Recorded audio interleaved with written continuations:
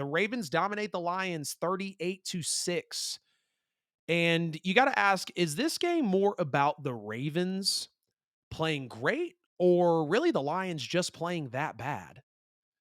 Because when you see a team like the Ravens dominate a top team like the Lions 38-6, it's going to make you ask some questions. And this isn't even a game I feel like I'd usually put on the slate, but because it's against two top five, top six teams in the NFL, it's got to get discussed. So is it more about the Ravens playing great or more about the Lions playing bad? I believe it was more about the Ravens playing great in this football game. They just won in all aspects. They go up 28-0, basically have a shutout until Jameer Gibbs gets free in this football game. And you even see the first touchdown pass to Nelson Aguilar from Lamar Jackson was a very elite play. And Lamar Jackson's MVP case is starting to grow as the season goes on. He's on pace for 4,700 all purpose yards, so passing and rushing, 12 rushing touchdowns, 19 passing touchdowns, which would give him 31 total touchdowns on the year. And he had a great day, no doubt, going 21 of 27, 357 yards, and four total touchdowns against those Detroit Lions. And we heard some people chirping about the Ravens' recent red zone struggles in their previous two games. Well, Todd Monken said, "Hold my beer. I've absolutely got you guys on this offensive scheme." He went 5 for 6 for touchdowns inside the Lions' 20-yard line, including 5 straight touchdowns when they did get in the red zone of Detroit. And they likely would have been 6 for 6 had their last scoring drive not gotten stalled out by a holding call that was actually on Ronnie Staley after OBJ picked up a first down and really was just a few yards away of the goal line. Sunday's win also marked the most offensive points scored since week 2 of last season when they lost 42-38 to the Miami Dolphins. We remember that. That's when Tua really started to get his flowers and respect, had the big 6 touchdown game. And then it recorded its most total yards, 503, since week 5 of the 2021 NFL season, and a 31-25 overtime win over the Colts on Monday Night Football. And the way that the Ravens played in this game, this feels like the Baltimore Ravens that I was expecting to come into the season. Elite Lamar Jackson, receiving core finally built out. You're hoping they stay healthy. Of course, you lose a J.K. Dobbins. Marlon Humphrey gets hurt early on. You've got some offensive linemen getting hurt early on. And it doesn't necessarily look like it's going to be going well for the Ravens. And then, here they are sitting at the record that they're at, blowing out a top team like the Lions. And this is what we know the Ravens team can be. And I don't think it's any coincidence that this is the most points they've scored since last year. And this is the most yards that they've had since the year before. Especially year before and even season before that. Those were the Baltimore Ravens that everyone had known, come to know and love and respect really in this new era of the NFL with the way Lamar Jackson was turning heads. And after this win, it seems like a couple teams turned the corner this week. We had the Ravens in this win. It seems like the Vikings turned a corner as well. What was the game that I talked about earlier? There was another team that I felt like turned the corner also in this game, or excuse me, in this week of the NFL. And the Ravens were definitely one of them. They had a very, very balanced play calling. Very balanced play calling on the day. 28 passes, 27 runs. So that when you have that opportunity and that chance to really kind of go back and forth and be very balanced, Detroit was on their toes all day. And when you look at a balance of 28 passes to 27 runs, I think that really shows that effect that the Ravens had on them. The Ravens defense held the fourth best offense in yards per game and the eighth best offense in points per game to basically a shutout. They let Jameer Gibbs get free, but that was after shutting them out again for mostly 4 quarters in this football game. But are people going to be worried about the Detroit Lions? And they're definitely going to be asking the question of what happened to Detroit. I'll start with what happened to Detroit. I think this was just a game where Detroit came out flat.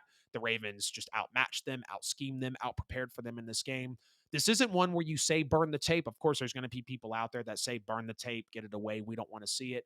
I don't really ever believe in that. Even if you're losing 70-20 like the Broncos did, you have to go back, see what made you susceptible to a blowout, to a 32-point loss, to a 50-point loss. I mean, this is one of the biggest losses of the NFL season next to the 40-0, blowout win, the Cowboys over the Giants.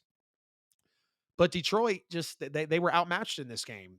They were outmanned, they were pushed around, they were out physical on all aspects, offensively, defensively. Lamar Jackson was comfortable, not a whole lot of pressure for him, and the Lions could not get anything going offensively in this game. And I know Goff's numbers didn't show it, but he played, pretty calm and pretty fluid in this game. Then he threw the frustration arm punt interception in the third quarter. And of course, the game was already well out of hand before that. They were down 28-0 at the half. But Jameer Gibbs finally comes to life. That is a good takeaway from the Lions. A lot of fantasy owners I know are very happy. He got 20 touches for 126 yards and a touchdown in this football game. And Detroit went 3-and-out on its first 3 possessions. The Ravens quickly jumped out to a 28-0 lead. We saw that established by the half. The Lions secondary gave up 355 yards. Not even the secondary, the defense gave up 355 yards of offense just in the first half. I mean, that's a game right there. That was enough for the Ravens to pull all the starters, turn it around, and walk away. And that is why Tyler Huntley did come in and throw the one pass of the game.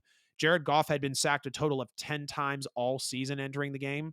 The Ravens sacked him 5 times in the first 3 quarters of this game.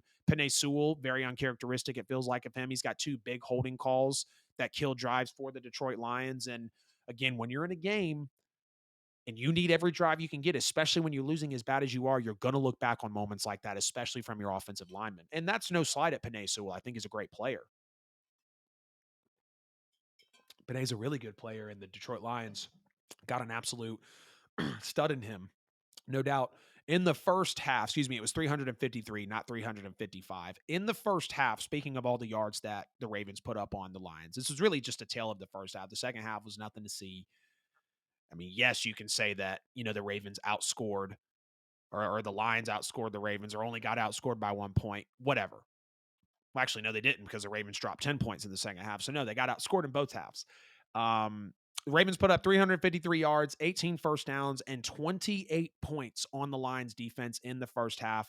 That was on the 11th best defense in yards per game defensively and the 19th best defense, so a little below average in terms of defensive points per game as well. So you see the schedule coming up for the Lions. They've got the Raiders, Chargers, Bears, and Packers up next. So they got plenty of room to bounce back, plenty of room to kind of turn a corner themselves as well.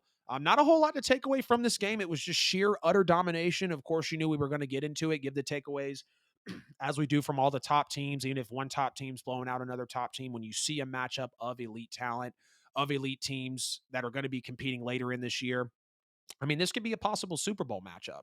No, it might not be, and very well won't be. But Ravens and Lions walking into this one, like a lot of people knew this was going to be a good football game. They were hoping that it was a great football game. And for the most part, it was not, which is unfortunate. But we still had to bring it on the show, talk about it. Very, very clear cut. Ravens roll over them 38-6. They got everything going. Lamar Jackson was comfortable. They dominated in the red zone. They dominated in time of possession, in yards, and the defense just stepped up, absolutely shut Detroit out. Detroit's not going to burn the tape. They are going to go back and realize this because now the entire league just saw that's how you could really get the Lions out of sorts. I'm not worried about them necessarily going forward, at least for the next 4 weeks, because they got Raiders, Chargers, Bears, and Packers. I think those are all very winnable football games. But we'll have to wait and see what the Detroit Lions actually do.